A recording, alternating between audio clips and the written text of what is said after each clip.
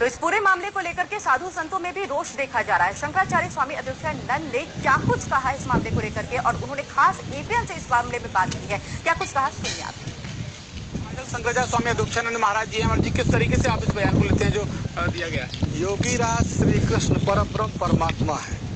5,500 वर्ष पहले जब वो इस धराधाम में लीलाएं कर रहे थे, तब भी अज्ञानियों ने उनके व्यवहार पर प्रश्न चिन्ह उठाया था, जिसका परिणाम ये हुआ कि शिशुपाल जैसे शक्तिशाली राजा ने भरी समाज में कृष्ण की तौहीन करने की कोशिश की, जिसका परिणाम चक्षुदर्शन से उसका सिर छेद दिया गया।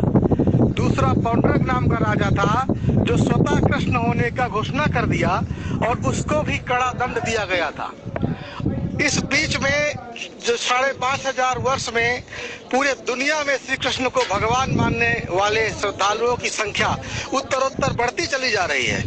और ऐसी स्थिति में जब सारा संसार प्रभु श्री कृष्ण का भक्ति में तल्लीन हो रहा है, इस समय धर्म की राजधानी भारत भूमि में लोग यदि ऐसी बात कोई करे जो अपने आप को संविधान का जानकार वकील कहलाते हैं, तो ये उनके बुद्धि पर पाला पड़ने वाला जैसा है।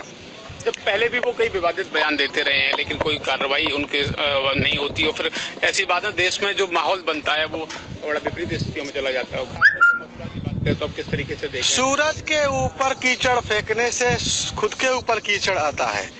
ये उनके स्वयं की विवेक और उनके बौद्धिक क्षमता को दर्शाता है। ये गंदी बात उनके ही सोच को गंदा बता रहा है। इसमें भारत भूमि में, यहाँ के संविधान में किसी की आस्था को ठेस पहुंचाना ये संवैधानिक अपराध माना गया है।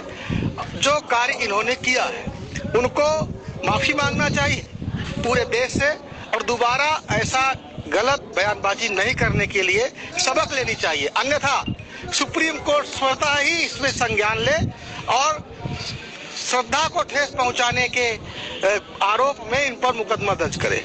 ये थे हमारे शंकराचार्य स्वामी अद्वैतानंद, जो कह रहे थे कि धार्मिक भावनाओं को ठेस पहुंचाने का अधिकार किसी को नहीं है और माननीय उच्च न्यायालय को इस मामले में दखल देना चाहिए और कार्रवाई करनी चाहिए। कल शर्मा, एपी न्यूज, मथुरा। और आपने यहाँ पर सुना है, इसको लेकर के जो भी अपडेट आएगा वो हम आप तक पहुँचाते रहेंगे। लेकिन आपको बता दें कि प्रशांत भूषण ने यूपी की योगी सरकार की एंटी रोमियो मुहिम की आलोचना करते हुए ऐसा ट्वीट किया था, जिसको लेकर के एक नया विवाद पैदा हो गया है।